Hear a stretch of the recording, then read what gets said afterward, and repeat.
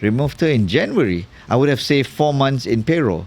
But now you live in a 24 hours notice. What do I do?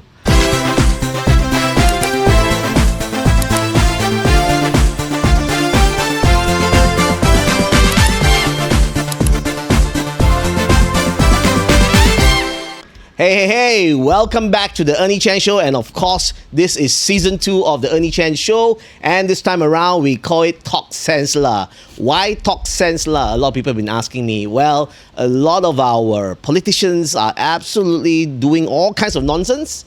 And we are talking a lot of influencers doing all kinds of does not make sense things. And more importantly, people like us, you and me, are on a day-to-day basis are trying to figure out how to make sense of everything. So, it's important for us to have chit-chats, talk to the people in the industry, so that we are constantly moving forward to days that can be potentially better for you and I. So today, ladies and gentlemen, to kickstart our first episode of Talk Sense lah, I have invited a good bro of mine. Here is Nitesh Malani, the chairman of Yayasan Usahawan Malaysia.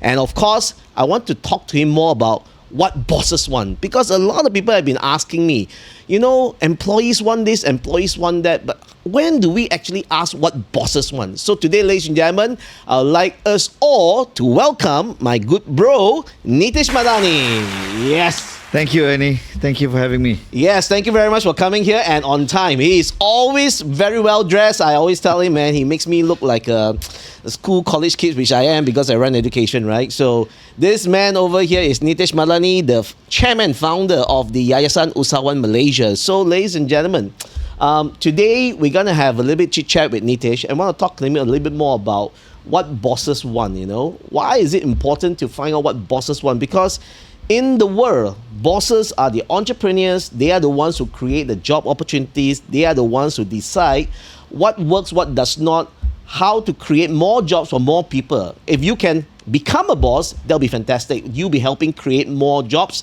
and then the economy will be better stimulated. So today, I would like to talk to Nitesh and ask him from a perspective of 3 segments, right? So the first segment, I'll talk a little bit more about what bosses want from their families. I think it's important to know what bosses want from family, because a lot of times it's what bosses provide for their family. So today is good for the families to understand better as to why their support is so critical and important. Then the second segment, we're going to talk a little bit more about what bosses want from employees, right? Because employees are constantly wanting more salary, wanting more promotions. They just want everything they can get from the bosses. So it's also good for us to better understand from the boss's perspective as to what do they want from the employees. And last but not least, of course, we'll also talk about what does bosses want from the government. I think that's important also, and rightfully, I think Nitesh should be the right person to share with us a little bit more about what bosses want from the government as well. So let's kickstart from the get-go and let Nitesh share a little bit more about himself. It's got a pretty interesting history and background as to where he came about. So Nitesh, could you tell us a little bit more about who you are and what you have been doing to get yourself to today? Thank you, Ernie. I think it's a very interesting topic. When Ernie launched Talk Sense lah, I think I reached out to him on Facebook. I said, what an interesting topic. And I think everything today is about talking sense. I think more and more we see post-pandemic, people have stopped talking sense in anything that they do. But firstly, let me introduce myself. Thank you, Ernie, for having me on your first show, I understand. And I think I came from a colourful rainbow background. So my major is in information systems. Not many people know that I did my business degree in IT and information systems while I was pursuing a career in the financial or the insurance industry from the age of 19. What an industry to be in, Ernie. I mean, insurance, financial planning, which I have also completed my chartered financial planning in my early 20s. So when I graduated, at that age, everybody wanted to do IT because it was the buzzword. Y2K, what course? Parents asked all of us, what do you want to do? The easiest thing was IT. But I think there was no clarity and clarification what did IT stand for at that point of time.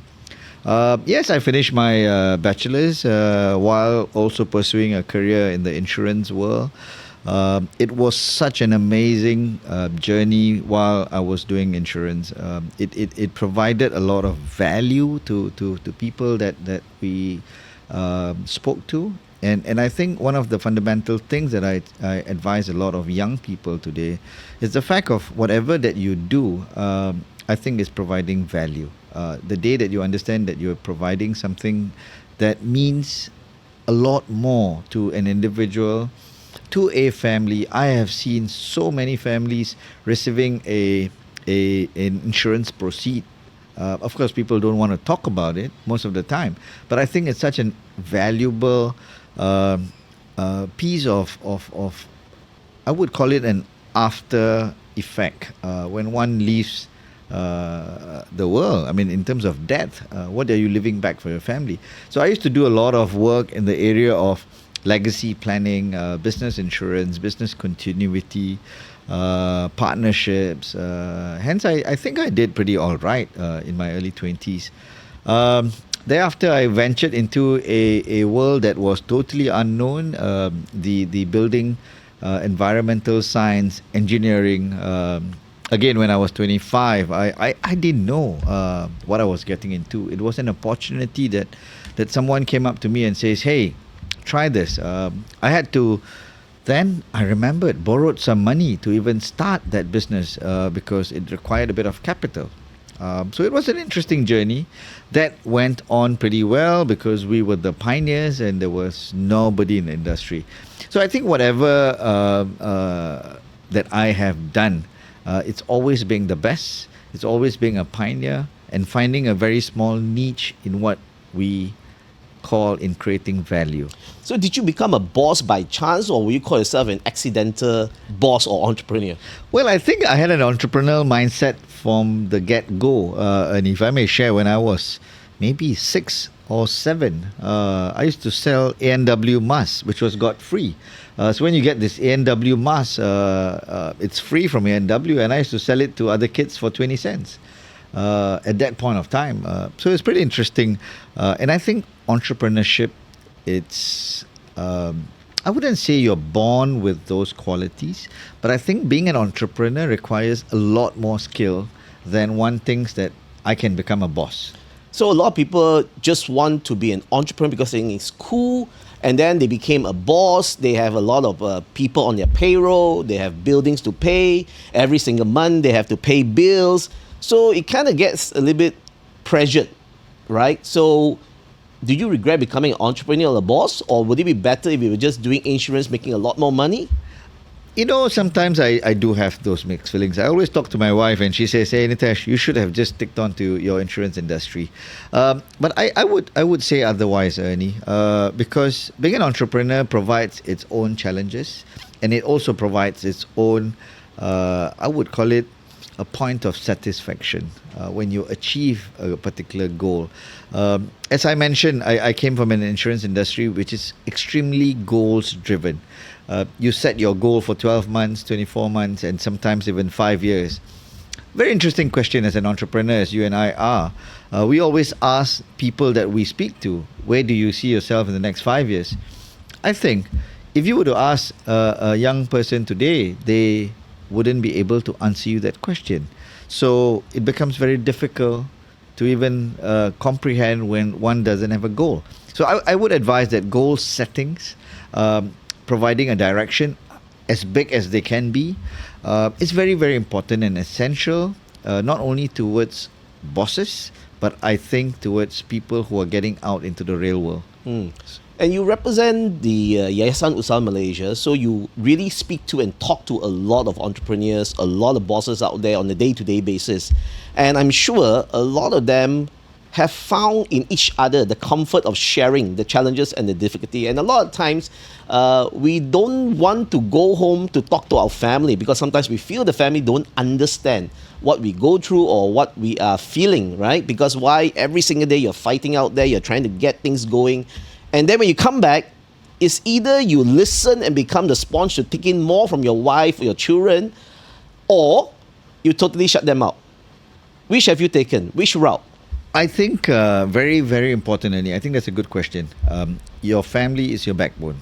The successes of most successful entrepreneurs, if you see out there, don't take Elon Musk because he doesn't have one to speak about. But I think most successful entrepreneurs that we have known have an extremely strong backbone. And I think spouses or family as a whole play an extremely important role in the journey as what you mentioned, because we come back with lots of trouble in the day, challenges. I wouldn't call it trouble, challenges, good, bad, ugly. And I think it's very important that family plays a role to balance up. I remember in my challenging time, and not only my wife, I think my dad played an extremely important role in comforting, in providing right advisors, support, both may not be financial support, but I think moral support is key when you make certain critical decisions. Example, investments into properties. Sometimes as entrepreneurs, we make very erratic moves. I want to buy a car. I got the money, but somebody needs to balance this up. I remember when at the height of or at the start of COVID, I wanted to buy a Porsche, and I came back home and I told my wife, and she says, "You must be nuts. People are struggling at this point of time, and why would you want to go and buy a Porsche?" So eventually, I took her advice and I cancelled the booking. Okay. And I thought, yeah, if she didn't advise me correctly or even knocked my head, I would have gone and bought a Porsche. But at that point of time, because I wanted it, I could afford it. Why not? But again, this is, I think, the point that you say a family plays an important role, and I think it's extremely valuable for bosses to always talk sense when it comes to decisions that they make, both on a point of stability of moving forward, or I would call it a grounding point. Sure. But there's a lot of bosses who don't talk sense. I mean, you raised the point of Elon Musk. I think it's not just Elon Musk. You have quite a few different families, married a couple of times. There are a lot of very successful bosses. Would beg to differ with your opinion. They would say, sometimes you just need to be so focused on the work, you don't need the family. In fact, the family is the last thing you want to think about and talk about, because they are the distraction that you don't need as a boss. I mean, there are two types of entrepreneurs. Some entrepreneurs does better with family. I think you do, I do. Sure. The right family, of course. And of course, there are also those entrepreneurs who does so much better without the other half of them, who's always there trying to get them to get on the phone and come back and spend more time on holidays and everything else. What do you think about these entrepreneurs? I think there is no right and wrong when it comes to entrepreneurs. Bosses always think that they are right. Hence they're called bosses, or one calls them entrepreneurs. I was fortunate enough, Ernie, in my early years of meeting and experiencing a lot of mindfulness, motivation gurus in their own field, because the insurance industry provides you this. Handling rejections is one of the areas that the insurance industry or sales industry provide you this. Not many entrepreneurs today can manage and handle rejection. And I think rejection is part and parcel of what we do every day. We get 9 no's for 1 yes. That's an average rule of thumb. And I think when it comes back to the point of family, I personally feel it's a grounding point. It's a place that you go to when you need the right advisors. Families are deemed to be individuals or a group of people that will only mean well for you, unlike people of an external point of view where they have an interest. So what's the determination or the analogy of a family? A group, a unit that always means the best for you. So when you talk about family, do you have to talk sense to them on a day-to-day basis, or it's just purely based on love and not love? I think it's a differentiation between what is sense all about, right? And of course, I think talking sense and being truthful. I mean, my wife asks me a question every day because she's not involved in my business as such. how was your day, and what went right and what went wrong. And I think we talk about this if I'm able to talk. Most of the time, of course, I say is, uh, uh, I don't want to burden you with the mess that's happening, but yeah, I mean, she's fully aware of the challenges we face. It's never a bed of roses. There are thorns that come into your journey, and I think if you don't have a partner, if you don't have a support system that continuously checks, or even looks out for your better interest, it's going to be trouble moving forward. That's good. That's good. To start the whole entire conversation. I think what we'll do is take a short break over here, and we come back. We will then look at what does bosses want from their family. All right. Let's Okay. go to a commercial break.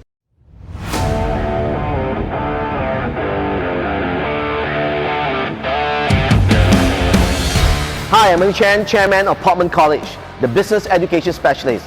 Today I'm going to share with you why PORTMAN College specializes in business and we provide real education. Throughout this tour, you will understand more. Come, join me.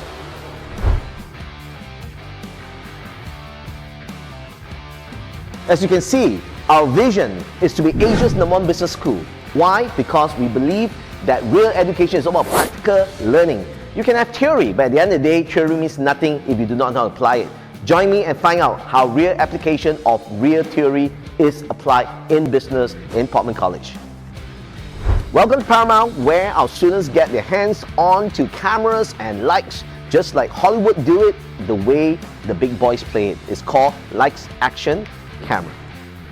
Academic studies are important, but what's more important is that we need to have professional learning skills where leadership is developed, and more importantly, you learn those through clubs and associations. In PORTMAN College, we have a very active student council and also a student body that continuously develop new clubs from sports till business societies that you too can benefit from. Come check us out at PORTMAN College. And we're back on Talk Sense Love with Ernie Chen, and today we have my good friend Nitesh Malani, the chairman of Yayasan Usaha Malaysia, who is sharing with us on his journey being an entrepreneur, becoming a boss, and now we are talking about what bosses want from their family. So Nitesh, what do you really want from your family as an entrepreneur? And you've been speaking to so many entrepreneurs, you've been dealing with a lot of bosses. What do they really want from the family? I think, Ernie, the most important thing that one or an boss or an entrepreneur would want from their family is support. I think moral support means a lot personally to me, and always being there during the peak and also during the bottom. So I think besides support is also always the words of wisdom, especially from parents. Somebody who has gone through the marathon of various cycles. But don't we always feel as bosses that because I'm the one out there making the money, I'm the one out there fighting for our family, what can you advise me as a family member? What do you know what I go through on a day-to-day basis? What kind of moral support can you give me that will be significant enough for me to feel okay? I think the word across the board here is communication. As we know, the day that you stop communicating, you stop talking, certainly I think that would be a downfall for many people out there. And I think we have seen among so many friends, the moment they stop communicating, you have these issues happening. Whether it's good, bad, ugly, I think it's extremely important to communicate the correct way. I agree with you that many times as entrepreneurs, we keep our problems to ourselves.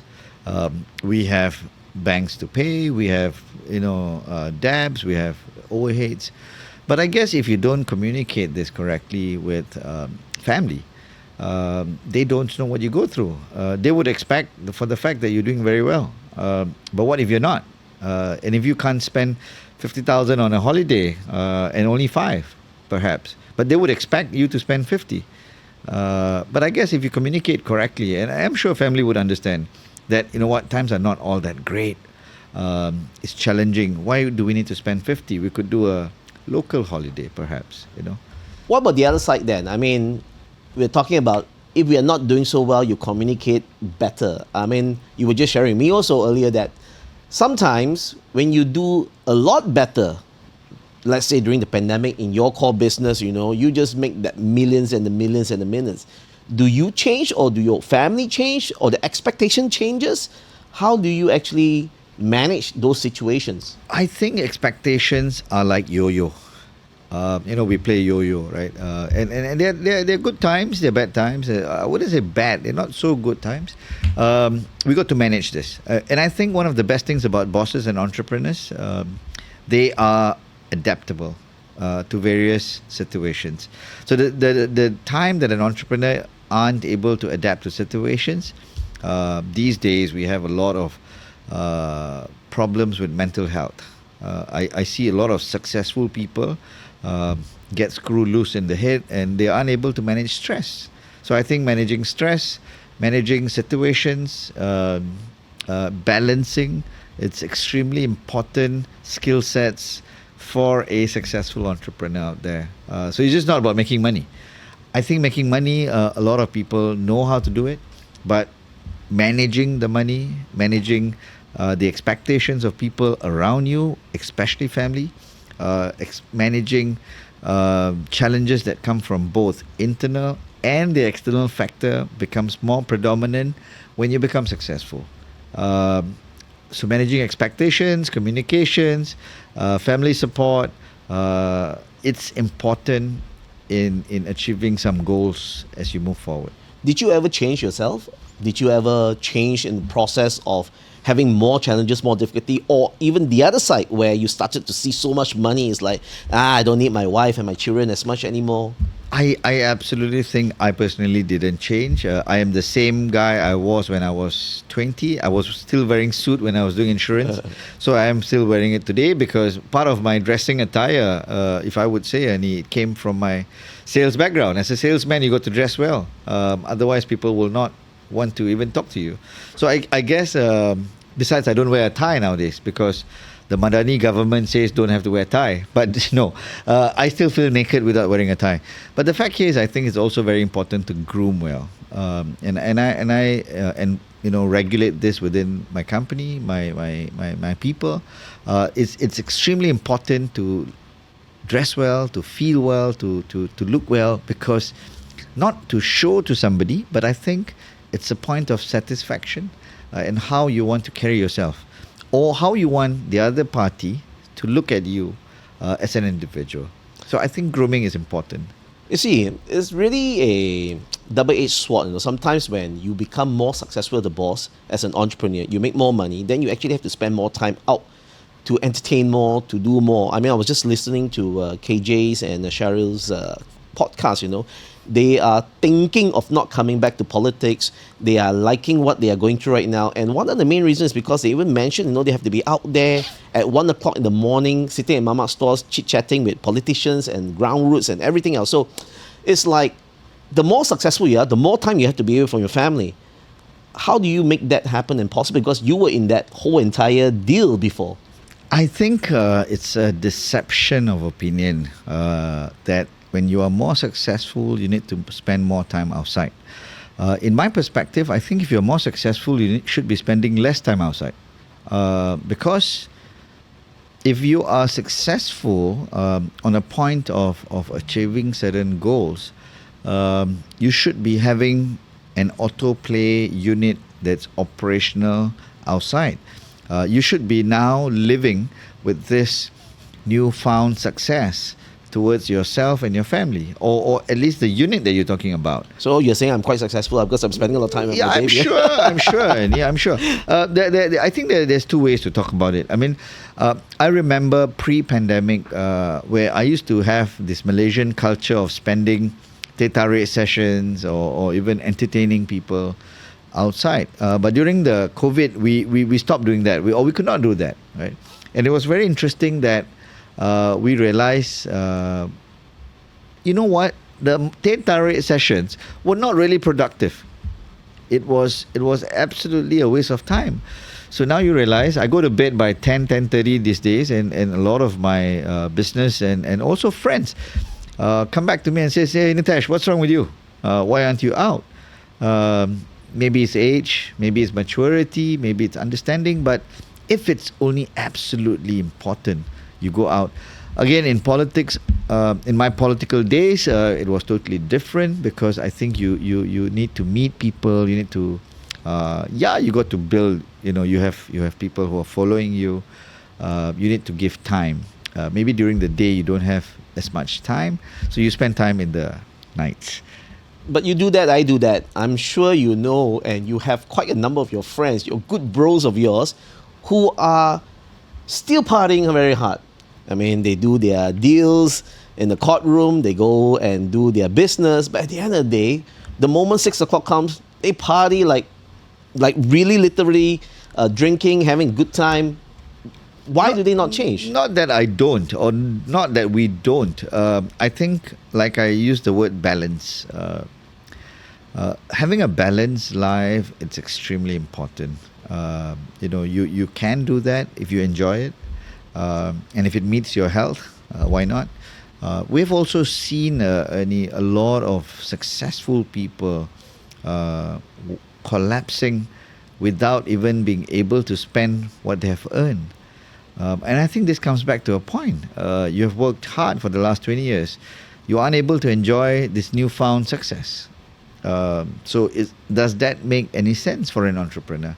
Does an entrepreneur boss will actually listen to such advices? Because at the end of the day, we always think we're Superman until we are in the hospital, right? On the hospital bed. And I think this is very apt to what you have done, right? Let's talk some sense. Yeah. Let's talk sense lah. I mean, in the sense that, guys, I'm not saying we are the best examples, but I've read, I've gone through, I've understood of how things should be done.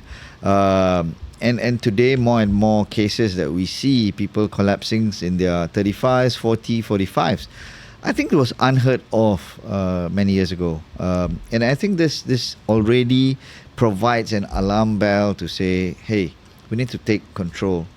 And this goes out to me and all of us again, right? How do we take control and how do we do things correctly? Work never ends. We are entrepreneurs. We are bosses. If we don't have work, we create new stuff. Just like you didn't create. You create new stuff every day, Ernie. So since the time I've known you, you have created. Every day I see something new. If not personally, on social media, and just like this talk show. Very interesting, right? Because we keep on innovating to find ways to market ourselves.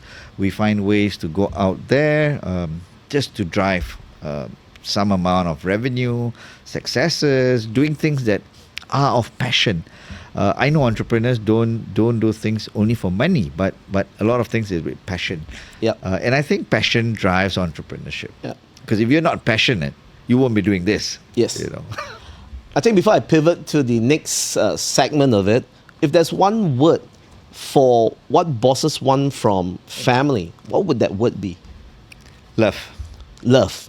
Good. I think that sums it up from what bosses want from family, right? No matter how busy we get, how much we are out there, we are always doing it for the family, for ourselves. But at the end of the day, I think the love, the word itself, is what we all want. I mean, love, care, compassion, support. I think they fall under the same bracket. Yep. So if you don't put this under the family category, then it's not family. Yes.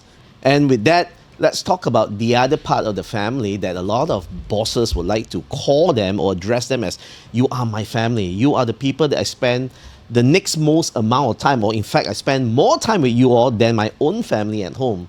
The employees. Employees always have this idea that the bosses are always making full use of them, optimizing every bit of their time to work for the boss, to make more money for the boss. And it's always about what employees want from the bosses, right? And what about what bosses want from employees? What do you think bosses want from employees in the big picture, big scale of things? Wow, what an interesting question. I've never been an employee, so I really don't know the other side of the coin. But I tell you, Ernie, over the last 22 years, I would safely say, or maybe longer, I've always taught myself on two sides of the chair. Maybe that's my character. Whenever I speak to an employee or I engage with one, I would always say, try sitting on my chair and let me sit there. to understand the situation. Does it work? Do they actually? No, absolutely not. Most of the time it doesn't. But I think that's an ideal situation in the best point of looking at things, right? Well, I think it's a mindset. One word, if you want to describe that, is attitude, right? Hence, I always tell people they are not entrepreneurs and we are. They are not bosses and we are. And they come from that playing field. I'm not saying we are always right or they are wrong, but I think it's about having the right attitude. Personally, to me, I think when it comes to my family as an employees, yes, we treat them right. We treat them with care. We treat them with lots of love, if you may call it. But I think it comes down to a point of highlighting of what that individual would want. I have learned lately in any of this interview or any new employees, even prior to them joining, to give them a blank piece of paper and to write 10 things that they want. And I think that's very important. Tell me exactly what you want on a blank piece of paper. And on the other side now, tell me exactly what out of the 10 things that you would want to achieve in the next 3 years. But do you think these employees who write these 10 things for you are mature enough to tell you what they want or even know what they want? Or they just... Well, if they don't have 10 things, don't hire them. I've just learned this. I think it's a new way of perhaps doing or managing people. Because I personally, Ernie, told myself that I'm not a good manager. I can't manage people. And I think I learned this way back in my early days where we have 7 chakras. If you believe in chakras, there is no definition that this is not real. This is science. We have 7 strengths in an individual.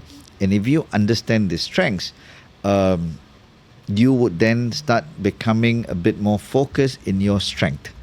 Not everybody is born to be an entrepreneur. Sure. Everyone is born with one strong chakra. And chakra it's a science of the planetary, the science of what everything is all about. We believe in feng shui, we believe in vastu, we believe in so many things, if you do believe. And I think if you understand the 7th element, what we call it, and you understand your strength, and when one works on it, you realize that this is how you need to move towards achieving your goal. I know some employees who make millions. They don't even need to be bosses, right? CEOs of large organizations probably make much more amount of money than putting all of us together, right? Without risk. Well, they are good at what they do. They come in with a lot of strength. So it depends how you position things. To answer your question also on whether employees believe what they do is essentials, I think people change over time. Somebody who's been with you, we had a couple of people really young that I groomed, over the last 9-10 years. Some of them came up to me and says, "Hey, Mr. Nitesh, I don't see a future in the company." Wow. After 9 years, you say, "I don't see a future." So I think, is it something wrong with the company? Is it something wrong with me? Or is something wrong with you?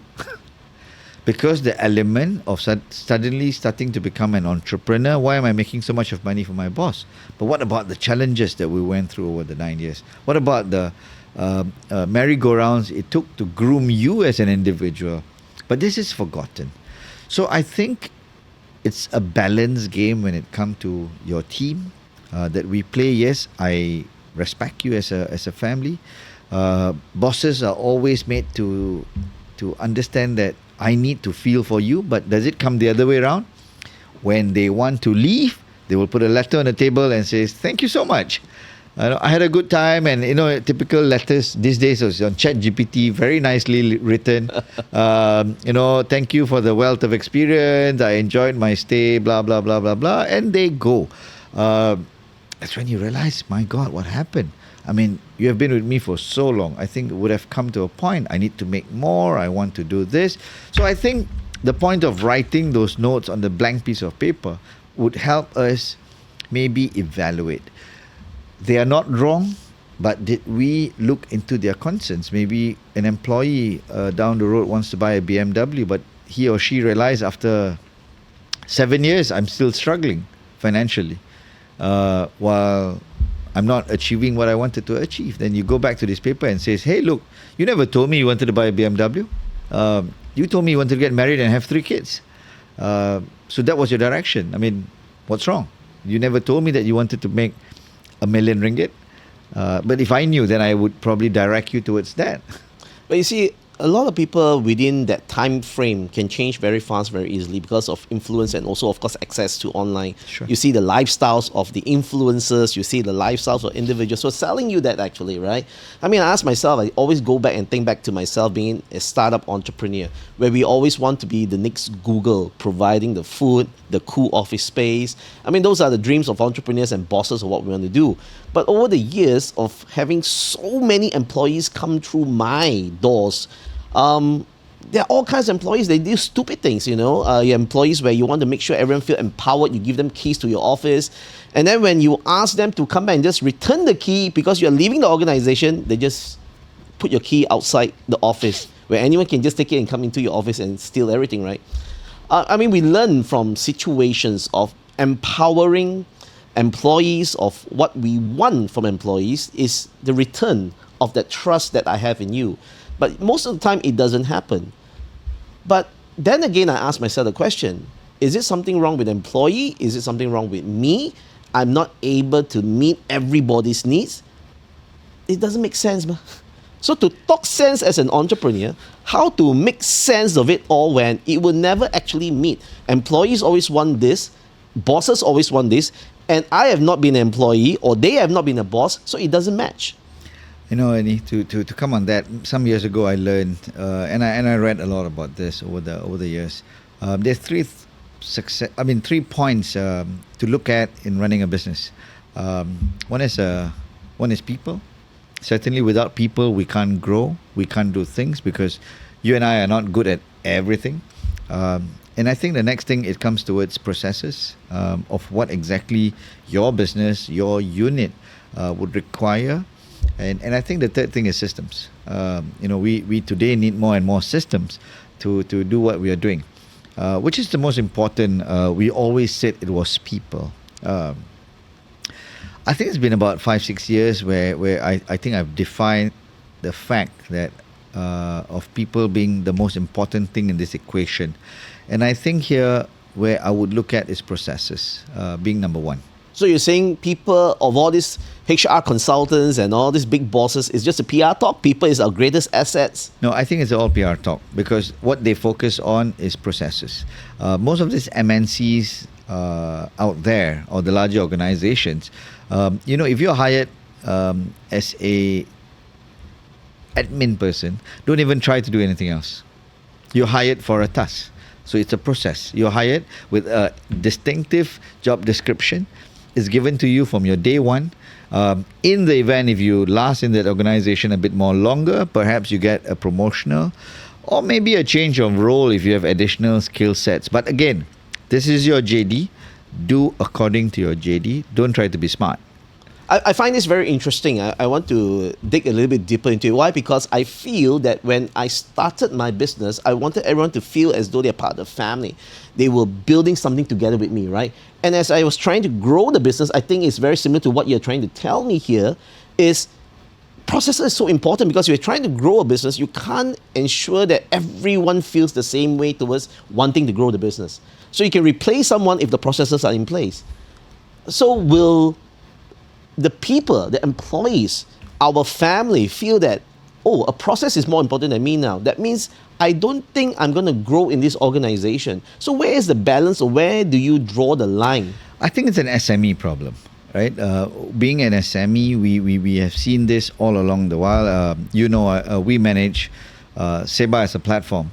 I've met thousands of business owners over my course of undertaking Seba and at YUM, hundreds of networking sessions, both in the governmental units and also the private sector. And I realize it's an SME problem where we try to make our people do more than 2-3 things, and certain processes are not complied with, right? And we expect individuals to deliver a bit more because, hey, I'm paying you 5,000, make sure I get 50,000 worth of ROIs. While the other side of the coin, the MNCs have got a process and they don't care. If I'm paying you 5,000, if I need you to deliver 500,000 worth of value, that's what you're hired for. And I think they have a bit of processes in place because if you don't deliver once, you get a warning email. Second, you get a warning email again. Perhaps counseling by your superior. And third, probably a final letter to say, thank you very much, bye-bye. There is no personal correspondences between the owner, shareholders, and that person. In a lot of our cases, we become personal. We know their families, we know their backgrounds. After a while, we know enough about those individuals, right? And I think this emotional attachment, I would call it emotional attachment, becomes a stumbling block towards providing warnings. Whose fault is it? It's our fault. I blame myself for it. I mean, I had an employee in recent times. I wanted to ask her to leave in January, but I felt bad for her. She has family, she has this, not going through well. I gave her notices, as in verbal, counseling, called her into my room, spoke to her, and I said, this is where, you have so much of potential, don't waste it. But eventually, when she wanted to move, she gave us a 24 hours notice. Thank you so much. Again, a very nicely scripted letter to say, I'm going. And this is when I realized I should have removed her in January. I would have saved 4 months in payroll. But now you live in a 24 hours notice. What do I do? Where do I go? What are the avenues out there? Right? So did he or she think about the company? Did he or she think about the colleagues or the boss who gave her that opportunity? And I think the answer is no. So I've been soul searching and deep thinking about this. Who do we blame? I don't blame her. I blame ourselves. So as an entrepreneur, I think it's very important. Even though I say it, sometimes we fail to execute this because we have emotional attachments. I think that's perfectly answered because I think I'm growing then as a businessman, as also an entrepreneur, and as a boss. Why? Because I no longer have the emotional attachment. I just chop. I need to learn from you that. I think it's a journey of getting burned as a boss of what we want, We have got burned 100 times and we continue to get burned, some of it which Ernie personally. But I think these are lessons in an entrepreneurial journey that money can't buy. Yeah, I think so too. Now, before we move to the last and final segment of what do bosses want from the government, one word to represent on what bosses want from employees. What would that one word be? Loyalty. With that, we will go to a commercial break and come back with what bosses want from the government. In addition to the academic skills, there are 5 professional skills that we focus on over here in PORTMAN College for our students. Why? Because it's so important for them to get hired. You need to have great English communication skills.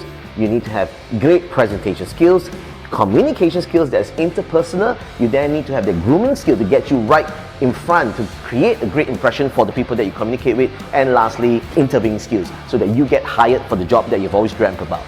Every day after you graduate, it's all about making money, it's all about being able to pay bills. The problem is, in education, especially in Malaysia, we do not cover financial education. Right at PORTMAN College, we start you right because why? You got to understand how you can leverage on the financial institutions, how you can buy your first house, and how you can be investing. We call this our make, our give, our invest, our save, and spend strategy. So it's very important for you to always understand, if you want to do well in life, you got to follow the strategies of financial education that you too will do very well. Welcome to the ITT Wall of Fame. This is ITT Industry Talk Thursday, Experience Worth Sharing. What kind of experience are we talking about? We're talking about every industry's professionals. Our business community will come from the banks, from the insurance, from the tech-based companies. Literally every industry comes every Thursday to speak to our students. This is really why we bring the industry to the classroom. Literally. Come and check us out at Industry Talk Thursday every Thursday. At PORTMAN College, we have the Ernie Chen Show, where we invite the movers and shakers of the business community, where politicians, business entrepreneurs are here to share with us how you too can become the movers and shakers of the future generations. Well, I believe you have just gotten a snippet, an idea, a sneak preview as to what your experience in PORTMAN College will be. Come and join us, and more importantly, do contact us and be part of our trial classes and our open days. Every single week, we look forward to you becoming a Portmanian right here at PORTMAN College with us to experience beyond education at PORTMAN College.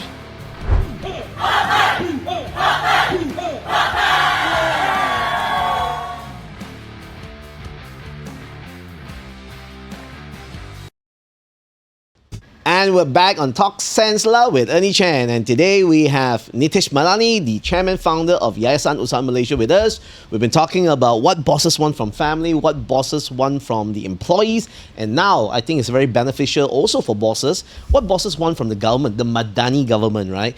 I mean, for the longest time, we've been saying that let's just give this man a chance. Anwar Ibrahim PMX. Everyone said it's about time, it's his opportunity, it's time for him to show us what he can do. But then you now see on the ground, everyone is saying that same old shit, nothing has really happened. What do bosses really want from the government right now? Thank you, Ernie. I think it's a very interesting topic that's close to my heart because being involved in politics in my early days and also having many friends at that level in the government, I think the government's job is not to get into business, and I think that's a first statement, right? The government's role is not to get into business. The government's job is to empower and provide directions towards businesses to flourish. I think that's rule number one, and sadly, we have seen very little of those processes in the last, 20 months that PMX has been there. But I also believe PMX as an individual and as a leader has shown great strength towards positioning Malaysia as the hub towards investment, being investor friendly, as we have seen in the last 6-7 months. More and more people are becoming very comforting towards Malaysia at the top tier. Now, as you mentioned, we gave this gentleman an opportunity after struggles of so many years. I think, for one, I wouldn't say there's no other leaders around, but I think PMX as an individual, Dato' Sri Anwar Ibrahim, is a leader with a lot of charisma, a lot of knowledge, and I think his years of going through the marathon in the political scheme of things, he for one certainly is someone that Malaysia needs at this point of time. And not to say I'm siding him or I'm in support of the current government, but I think as a government, it's not a one-man role, just like businesses. We run our companies. It's not about you or me. It's about the unit. Now, this unit certainly needs to be corrected as a whole approach, perspective of how GLCs were competing in tenders, in bids. I think over the last 20 years, we saw a lot of policies that went wrong. Example, I'm in full support to Bumiputra empowerment policies or the Bumiputra agenda that was raised by the previous prime ministers or the government. But the fact here is this Bumiputra policy was misused. It was mistreated. Now, we have abundance of friends who are Malays. Unfortunately, there's only a very small percentage of Bumiputra who have benefited from these schemes. It's not across the board. So whose fault is it? I mean, all these policies were put in place by the previous administrations, and at the end of the day, it didn't benefit a lot of Bumiputra, the Malays, our friends out there. So whose fault is it? Was it the previous administration put in place policies and didn't have the political willpower to ensure that it actually happened? I think it was the political willpower. I think that's perhaps the right word to put it. Right, there was no political willpower, or there was misjudge or misuse of such policy that was put in place. As 15 years I spent in politics, every year in, year out, we talk about equity empowerment. They always looked at the Bumiputra's equity within the Bursa Malaysia equity structure. And every year, the debate was, how do I increase the Bumiputra equity to a certain level to match the Chinese, or I would say the non-Malays? I mean, after 20 years, if you still keep on talking about the same equity empowerment, something must be really wrong somewhere. And I think this is something that perhaps the current Madani government or even PMX needs to look at this on a serious note of equality in distributing the country's wealth. It was staggering to hear what the current head of MSCC said recently. In the last 5 years, the government has lost potentially 272 billion ringgit towards corruption. It's very interesting to know where this money went, because 270 billion ringgit is a lot of money. It's perhaps far more than our reserves that we have. But if you think about this kind of numbers, it is only possible if it's right at the top. Certainly. So it's a policy that the government needs to re-look at on an immediate basis, because here we hear at the ground, people are today talking about the removal of oil subsidies. People are talking about the removal of various subsidies. Cost of living has gone higher by about 60%. Cost of things, US dollars have appreciated, ringgit have depreciated now. So where do we balance this? We could use 100 ringgit to go and have a meal for a family of 5, and today 100 ringgit is spent for a family of 2. Where does this money stretch? How did this happen over the last 5 years? We all understand inflation. I think this is a global phenomenon, and inflation is across the board. Nevertheless, has the income disparity moved up? And I think, in my personal opinion, it has not. The guy in McDonald's still earns what he earns an hour, what it was 5 years ago. I don't think so. The disparity of income has rose over the years. Now, this is a question mark, because what we have seen in other countries that are developed, we have seen an uprise of people. Now, that is the last thing you and I would want to see in this beautiful country called Malaysia that we love, and we were born here. So, in order to avoid people's uprising, what the government needs to do for businesses is empower entrepreneurs, empower businesses. And the moment that happens, the wealth distribution will be very evenly distributed, and we would see more happy people around. But you see, we know of this, and we know of every single administration talks about making sure entrepreneurs are empowered so that jobs are created, wealth distribution distributed. But at the end of the day, it is still the same thing after 20 years. So when we talk about all these policies, it's always the execution that is not reaching. I mean, this is certainly not something that I would say it in the open, but let's talk some sense in this podcast, because it's what the topic is all about, right? And I'm going to be a bit more critical, and I think this comes back from the attitude of the civil servants. Typically we had the Bumiputra scheme of things that happened over the last 20 years, and I think 20 years back, if you may recall, maybe we were a bit more younger, but what I always understand from the elders out there, you had a fair distribution of races at very senior positions within the government structure, whether it was income tax, whether it was the police, whether it was immigration, whether it was whatever not.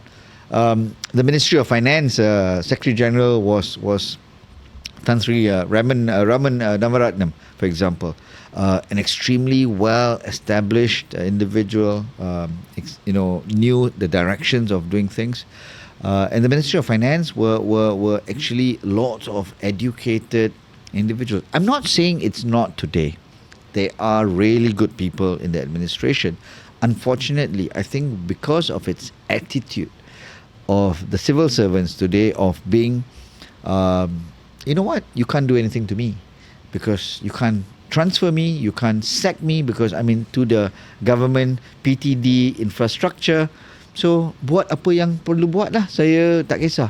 And today you go to counters of government agencies from JPJ. I had a friend who went to renew his passport yesterday. It took him 4 hours to even clear his number. Why in this age of technology, we are moving in towards AI. I think the government, Microsoft just announced 10 billion in investment into Malaysia, AI. I mean, if you go to the immigration offices, you still see people waiting for 4 hours. Oh my God. Don't we have the right technology to expedite things? And you walk in 15 minutes, do what you need to do, walk out. And we had this. I remember passport renewal. There was a point before pandemic, they had kiosks that you could go take your picture and passport is issued. I think the next day or within the same day in the evening, you could pick it up. Why are we going backwards? Well, I always see it as leaders put in place are the ones to ensure that these things happen or don't happen. So when you said there's that window that actually happened, perhaps at that time there was a good leader in place. Sure, I think Dato Sri Najib at that point of time, I mean, like I said, I'm not siding a particular leader in this stand, but I think during the administration of Dato Sri Najib, there were a lot of these areas that was tightened. Again, it's not leader. I would say it's a whole scheme of things. Like we spoke about between bosses and employees. And I think he's a good boss, but he's trying to clear the mess that was created. And this mess is a legacy. So who created all this mess for all these leaders? None other than Tun Mahathir. Tun Mahathir, right? I mean, a lot of people always say that he's the one who created all this mess, Yes. right? So if he created all this mess and he is still alive to be running around saying what he wants to say, why have not a single premier have decided or taken action to put him in position or to fix the issues that needs to be fixed? I think if you follow what's happening now, PMX is towards that direction. I mean, this man is 98 years old, Ernie. You wouldn't want to take him and throw him in the jail. Or even take him to court. I think Tun Mahathir, I've got a lot of respect for that man. He placed and positioned Malaysia where we are today. As a young boy traveling to India and they would ask you where you're from, and I have to say Malaysia, and say, where is Malaysia? Next to Singapore. And that was the time when he built the Twin Towers, the F1 tracks, the beautiful KLIA we have. That put us into the global map. Well, that's one school of thought, right? Which is to put us on the global map. But also on the other school of thought, it was him who put us with all these Twin Towers, Sepang F1, that put us into the deficit of the government to today. In politics, it's very interesting a concept, right? And I think this is a global phenomenon in politics that's democratically run. Typically, in organizations, when you say your employees are smarter than you, would you still keep them hired? You would want to transfer them out, or don't be too smart. Listen to me, right? You're not talking sense because I'm the boss. You listen to me. And I think typically politics is such where you don't want your people to be smarter than the political system. So keep them at bay. Don't make them too intelligent and intellectual. As long as they are there and they continuously need you for support, they will keep on voting for you. Well, I think the whole idea is from an emotional standpoint. The people will always vote for you, but the numbers tell a different story. We are in the mess that we are today because of what Tun Mahathir put in place. Absolutely. And if we are talking about that, then no premier or no PM before the current administration has taken enough steps to overcome it. I was even told once that the only prime minister that was actually putting in place the right policy to get us on the right track is actually Tun Badawi. And before we know it, he was actually said being a prime minister that was sleeping. Now, from the entrepreneur business owner's perspective, do we really care so much about all these things that's happening, or what do I just want from the government that you can give me? And the government always give this grant, that grant. Is that the solution?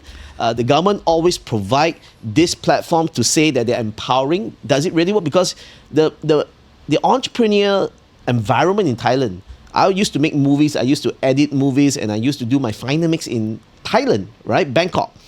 And we talk about film grants in Malaysia. You're allowing companies to get grants like the KRU boys, grant after grant after grant. Who would not make money if your whole production cost is already paid for by the taxpayers' money, right? And whatever you sell, ticket sales is just yours. Well, as I go to Thailand, they say, grant? What grant you talking about? There's no such thing. So they become better entrepreneurs. So is this empowering of the entrepreneurs really what the bosses want? Honestly, no. I would agree with you, Ernie. I think this grant or free handout is not something the government should be doing. There are various other ways that people can be empowered. Yes, when you talk about grants, I think the education outfits require a certain amount of money to conduct researches. I think PMX should make do with a lot of agencies. Let me talk a subject matter that's close to YUM. When we started YUM, or when we incorporated YUM as an NGO, we realized there was more than 100 over government-linked organizations, ministries, agencies that was dealing with entrepreneurs. I don't have the numbers now, but I don't think so it's any lesser. Today you have SME Corp, METI, Matrade, Meranti, Cradle, MOF. You want to deal with agriculture, you run to Mardi. But isn't that, to put it crudely, a way for people to make money? 100%. I think there's a lot of wastage in resources, wastage in talent. I don't see consolidation being done by PMX and the current team. But I think he needs to juggle politics. That's the truth of the matter. Because when you are also afraid of your shadow, how are you going to move forward? Because every time you see a shadow, you want to say, hey, something is happening. So I think that's also politics that's involved here. So I think where the question was what the entrepreneurs want from government, I think it's a balance between political stability against administrative correctness. So how do I take certain actions? I can't be sacking the entire and replacing them with new people overnight. We have seen, whether I would call it positive changes in entirety, no. The answer is no. But personally, I think I've seen some changes. Whether people expected Dato' Sri Anwar to do things overnight, it's going to be tough for that man. And it's not going to be tough or easy for any leader for that matter. Even if Khairi, as a person that many are looking out to be the Prime Minister of the future, it's going to be tough when he's been put into that position. I for sure have a lot of respect for that man, KJ, for doing what he's doing before, now, and I think in the future. He probably would lead Malaysia one day, in the near future, hopefully. But whether he'll be able to change single-handedly, the answer would be no. He would still be required to balance his political maneuvering and stability towards managing the resources of the country. But what's sad, Ernie, is that if I'm talking about the staggering numbers that was released in the open of 272 billion, and that's only 5 years. What happened, or what are the numbers in the last 25 years? Is that something that you can decipher from? Where is this money? I mean, it's very interesting. If you go to London, and when you tell somebody in London that you're from Malaysia, they have extremely high regards for you, not because of Malaysia, and they feel all Malaysians are rich because Malaysians come to London and spend 10, 15, 20,000 pounds as there was no tomorrow. They dine in the best restaurants. If you go to Dubai, most Malaysians dine in some of the best places in Dubai that cost thousands of dirham.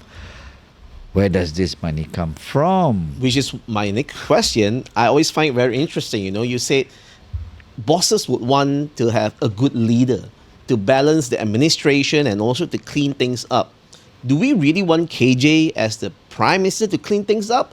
Or are the bosses so comfortable because they can spend tens and 20 thousands of pounds? Where do the money come from, right? It has got to come somewhere. Are Malaysian bosses just so comfortable in the cable and just close that deal and just enjoy life? Or do we really want a leader to clean things up? I mean, you and I are entrepreneurs, Ernie. Whatever it takes to make it happen. I think that's the attitude of an entrepreneur. And as far as the system is not structured, in my personal opinion, this will keep going on. But I personally hope it changes, where we work on merits. Are we saying that there's no corruption in Singapore? Are we saying there's no corruption in Australia? I'm sure there is. Ultimately, it may not be on the verge of corruption. We saw a very senior minister in Singapore recently being charged and certainly brought to the open for accepting, a bottle of wine, a couple of tickets to F1, and holiday with his family. And do you consider that corruption or a thank you? And as far as people are concerned, it's look, you have helped me to a process. I'm going to thank you with something. So what do I thank you with? Do I give you money? Do I give you things? Do I say, hey, Ernie, take your family for a holiday? Don't worry, taken care. Is that corruption? Now these are question marks. That is very difficult. You can't do this in China for some reason. But China, as a country that ran on a communal basis and still that, they saw massive corruption. And I think the current administration has decided because they can. There is a one-man show. There is extreme political will. I don't have to even ask you, because if I want to slaughter, bang, the whole regiment goes. And I think that's what President Xi Jinping has done in China. Cleaned up the mess once and for all. I call it the carpet bomb. Can you do that in Malaysia? I think the answer is no. And it's going to be extremely tricky a situation. Now, politically speaking, and as the chair to YUM, I am looking forward to the next 36 months of PMX to clean things up in totality. Now, this is going to be very exciting period, because as we see more and more foreign capital flowing into the country, I think there must be a balancing game of equality being distributed. So let's wait and see. Let's give the man another 1 year. Perhaps we could do another show in the next 12 months and maybe revisit this conversation to say, did PMX did well or otherwise?